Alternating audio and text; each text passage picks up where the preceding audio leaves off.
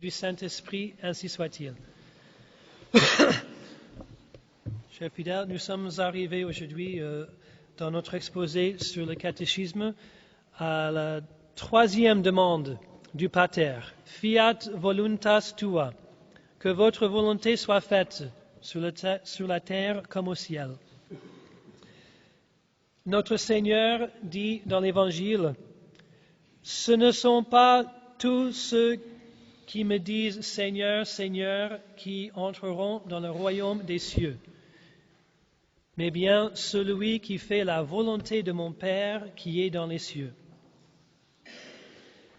La sainteté n'est pas une simple étiquette extérieure et superficielle.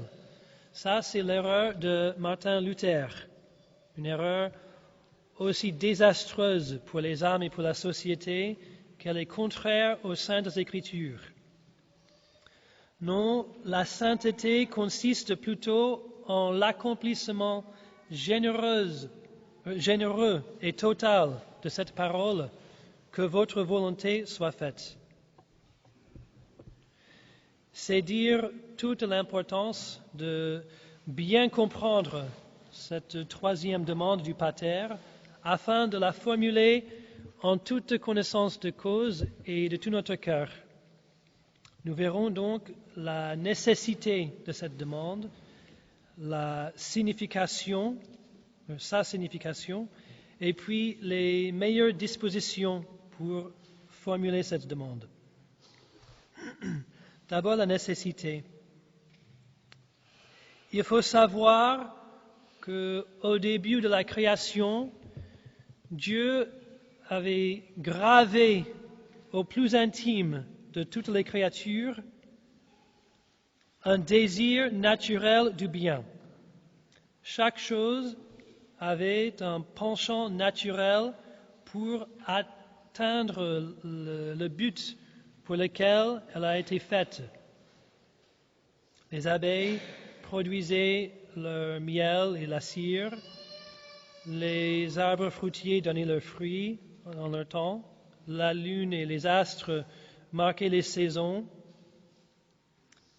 Et dans l'homme, cette inclination vers le bien prenait une forme plus noble, parce que l'homme est doué de raison et de liberté. Donc, dans sa volonté, qui pourtant restait libre, entièrement libre, il y avait une inclination qui le poussait à rechercher Dieu, à le connaître par son intelligence et à s'accorder à son bon plaisir. Chez les créatures dépourvues de raison, cette inclination de la nature vers le bien s'est conservée parfaitement intacte. La bonté naturelle des abeilles les pousse encore aujourd'hui à faire du miel. Et puis la lune et les étoiles continuent à suivre leur cours pour nous indiquer les mois et les saisons. Mais malheureusement, ce n'est pas du tout le cas pour l'homme. Par le péché originel, Adam nous a perdu non seulement les biens surnaturels de la justice originelle dont Dieu avait enrichi notre nature, mais il nous a fait perdre aussi ce goût pour la vertu qui à l'origine était imprimé dans son âme. Et depuis, l'esprit et le cœur de l'homme sont inclinés vers le mal dès sa jeunesse. De là, il est facile de voir, dit le catéchisme, que nul ne saurait avoir par lui-même le goût des choses du salut, que tous les hommes ont de la propension pour le mal, que leurs affections dépravées sont innombrables, puisqu'une pente rapide les entraîne et qu'une ardeur extrême les jette dans la colère, dans la haine, dans l'orgueil et dans presque tous les vices.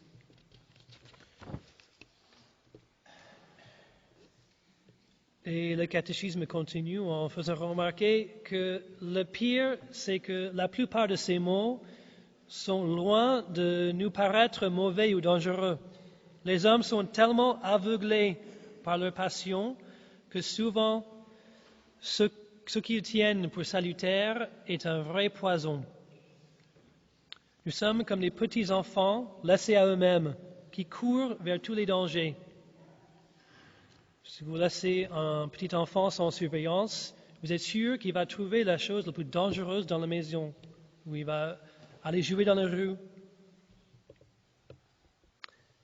Saint Paul dit, « Je ne fais pas le bien que je veux et je fais le mal que je ne veux pas. » Qui d'entre nous n'en a pas fait la même expérience dans notre vie? Alors, évidemment, ce tableau n'est pas très réjouissant du tout.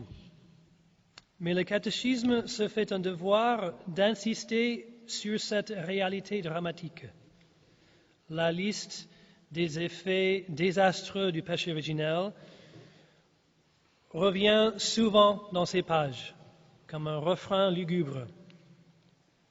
Et ici, le rappel est important pour nous convaincre de la nécessité de cette troisième demande du Pater. En effet, une fois qu'on a compris notre impuissance à faire le bien sans le secours du bon Dieu, une fois qu'on a considéré la violence de notre entraînement naturel vers le mal, comment alors s'empêcher de rechercher avec le plus grand empressement le remède à ces maux?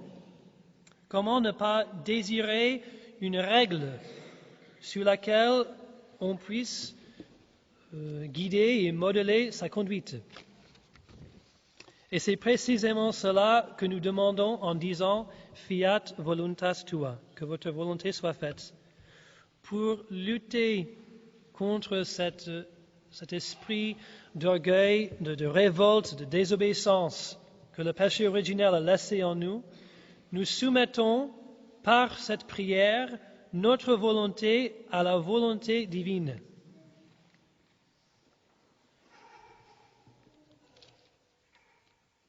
Maintenant, pour la signification exacte de ces mots, examinons la portée de ce que nous disons dans ces paroles. Que demandons-nous au juste en disant que votre volonté arrive? D'abord, il faut savoir que le mot volonté ici signifie tout ce que Dieu a établi, soit dans l'ordre de la foi, soit dans l'ordre moral, pour nous procurer le bonheur éternel. C'est d'abord les préceptes de la loi naturelle, les 10 commandements, et puis ensuite tout ce que notre Seigneur nous ordonne ou nous défend par son Église, les préceptes de l'Église. Donc, en demandant que la volonté de Dieu soit faite, nous demandons avant tout que Dieu nous donne la force d'obéir à ses ordres divins, la force de nous acquitter de tous les devoirs qui nous sont prescrits par la loi de Dieu et de son Église, la force d'être prêt à tout souffrir plutôt que de nous écarter en rien de sa volonté. Et quand Dieu accorde cette grâce, l'observance de ses commandements n'est pas un fardeau. Au contraire, plus on observe la loi de Dieu, plus c'est agréable. Pour les saints, l'observance de la loi de Dieu faisait leur délice. Il y a un très beau psaume, psaume 118. C'est un psaume que les prêtres disent tous les dimanches en entier. Il est très long, 176 versets. Et le psaume en entier chante le bonheur qu'on éprouve en suivant la loi de Dieu. Et il demande des grâces pour suivre la volonté de Dieu. Daignez diriger mes pas vers l'observation de vos commandements. Conduisez-moi dans le sentier de vos commandements. Réglez mes démarches. Donnez-moi l'intelligence pour que j'apprenne vos préceptes. Enseignez-moi vos jugements. Donnez-moi l'intelligence afin que je connaisse vos oracles. Ce psaume est une très belle prière à dire si on est tenté de regimber un peu contre la volonté de Dieu. Si on a du mal à accepter telle situation, on peut lire et méditer ce psaume, au moins en partie, c'est le psaume 118. Le désir ardent d'accomplir la volonté de Dieu se traduit aussi par la haine du péché. Et c'est pourquoi le catéchisme enseigne que cette demande comporte en second lieu que nous détestions les œuvres de la chair. Je cite, « Nous demandons à Dieu de ne point nous laisser accomplir ce que les sens, les passions et notre faiblesse pourraient nous conseiller, mais de gouverner notre volonté par la sienne. »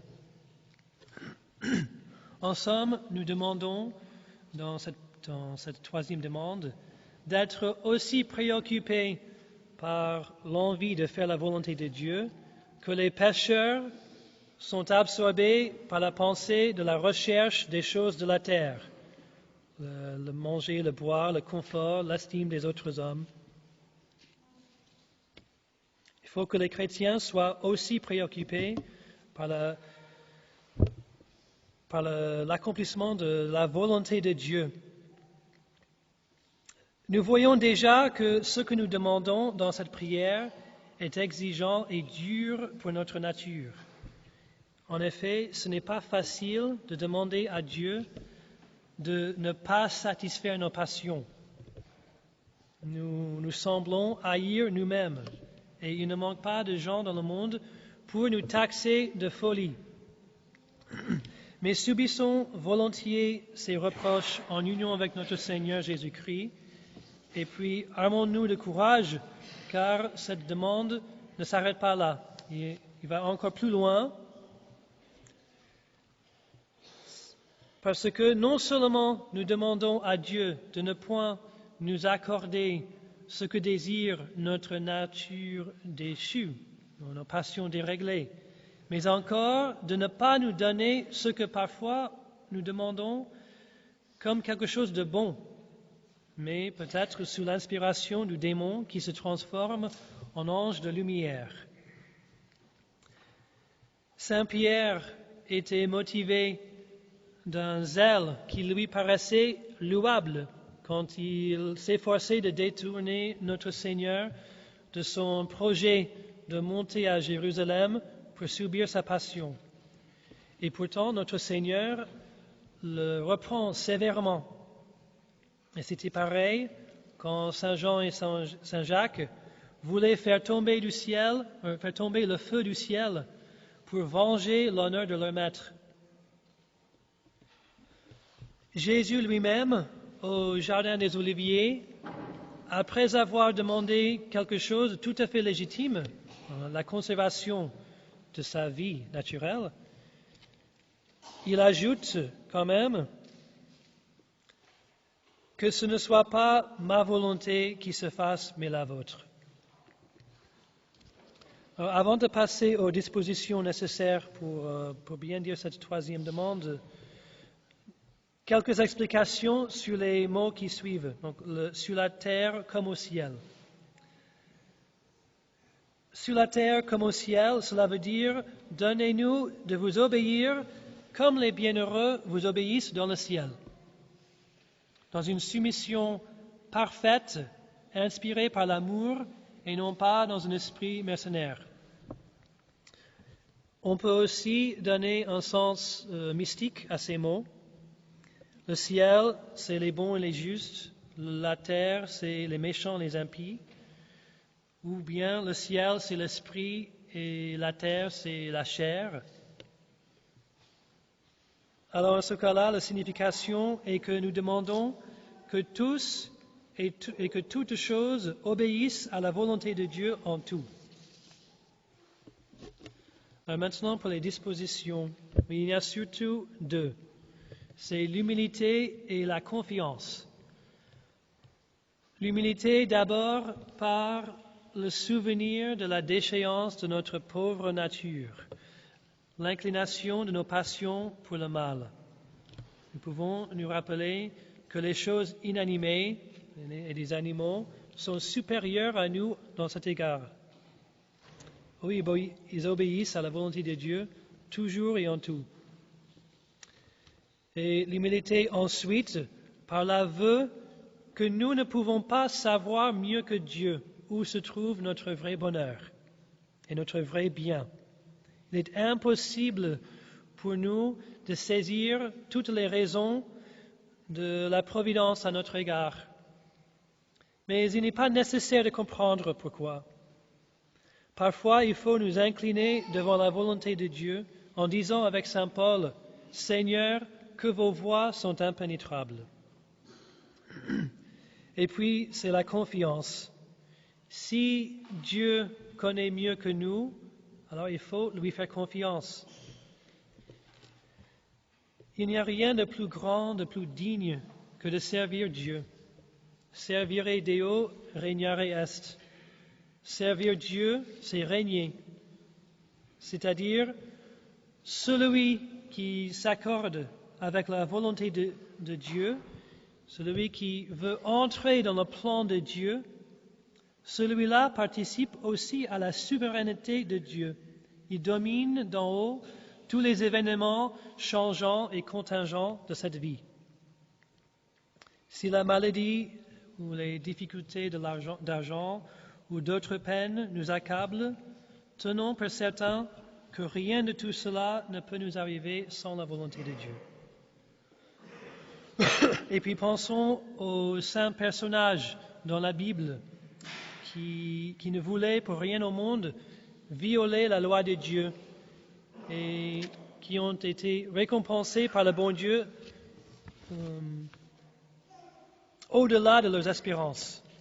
Pensez à la jeune femme Suzanne qui a préféré être faussement accusée et puis jugée digne de mort plutôt que de faire un péché.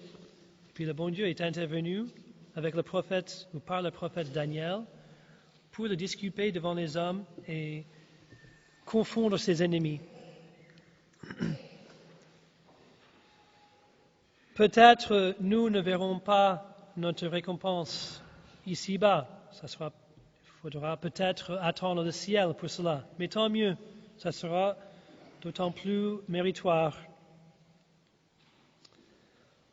En fin de compte, cette demande que votre volonté soit faite est un acte de foi dans la bonté infinie de Dieu et en la toute-puissance divine. Loin de nous laisser troubler outre mesure par les contrariétés de la vie, redisons sans cesse que la volonté de Dieu soit faite, et puis notre âme retrouvera la paix. Au nom du Père et du Fils et du Saint-Esprit, ainsi soit-il.